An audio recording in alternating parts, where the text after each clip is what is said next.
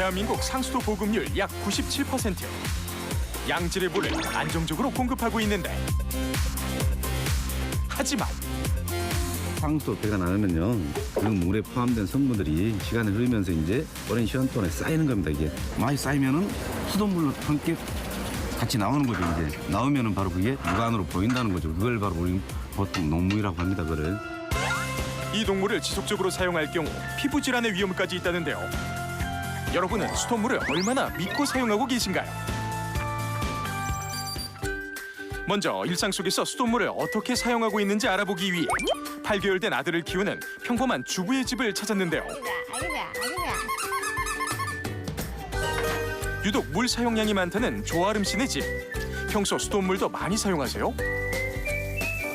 수돗물은 없어서 안 되죠. 계속 써야 되니까. 설거지도 해야 되고 빨래도 해야 되고 씻기도 해야 되고 다 수돗물을 안 쓰는 데가 없죠. 계속 써야 돼요.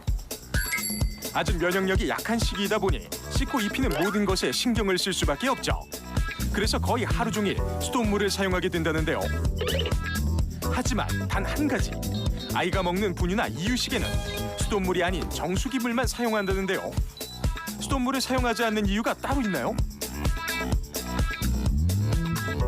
나오기는 수돗물은 안전하다라고 나오긴 하지만 그래도 뭐 거기서 여기까지 오는 배수관이나 이런 것들이 다 얼마나 깨끗한지 여기까지 어떻게 안전하게 오는지 모르기 때문에 아무래도 먹는 거는 조금 꺼려지게 돼요. 세계 물맛 대회 7위에 입상하기도 했던 대한민국의 수돗물. 그 맛과 안전성이 높이 평가받아 유엔이 조사한 수질지수 순위에서도 총 122개국 중 8위를 기록했는데요. 하지만 정수장에서 아무리 깨끗하게 해서 집까지 온다 해도 수도관을 깐 지가 꽤 오래되는데 그 관을 통과할 때 과연 그 물이 깨끗한 물이 우리 집까지 올 수 있을까? 라는 생각에 관이 깨끗하지 않으면 오는 동안에도 오염되니까 믿을 수가 없죠. 뭐 60년, 100년 된 간도 있다 하더라고요. 우리가 뭐 좀 보면은 뭐 얼마 안 있어도 우리 호수 같은 데도 보면은 얼마 안 있으면은 그게 안에도 이물질이 끼는데. 실제로 지난해 발표된 조사 결과에 따르면 시민들이 수돗물을 마시지 않는 이유 1위가 물탱크나 낡은 수도관에 문제가 있을 것 같아서라고 합니다. 수돗물 자체의 문제보다 상수도 배관에 대해서 더 크게 우려하고 있는 거죠. 하지만 상수도 배관도 청소된다는 것 알고 계신가요? 땅에 매장된 상수도 배관을 찾아서 절단 후 직접 청소한다고 하는데요. 관 내부에 이물질이 잔뜩 쌓여서 결국 그 물이 수돗물을 이용하는 시민들께 갈 수 있기 때문에 맑은 수돗물을 공급하기 위해서는 수도관 세척이 필수적입니다. 상수도 배관 청소는 깨끗한 물을 위한 필수 요소. 그렇다면 청소 전 배관의 상태는 어떨까요? 내시경을 통해 내부를 확인해봤습니다. 배관 아래에 가라앉은 작은 이물질들. 근데 이게 뭔가요? 보통 토양에 있는 성분들, 원소에.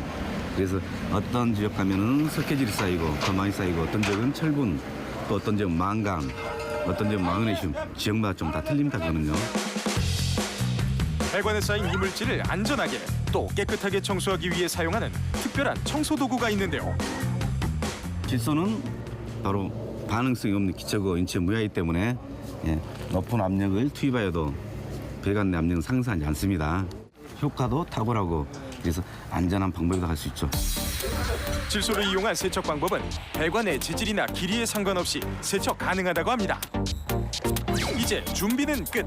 본격적인 청소에 들어가는데요. 물빼기 들어갈게요.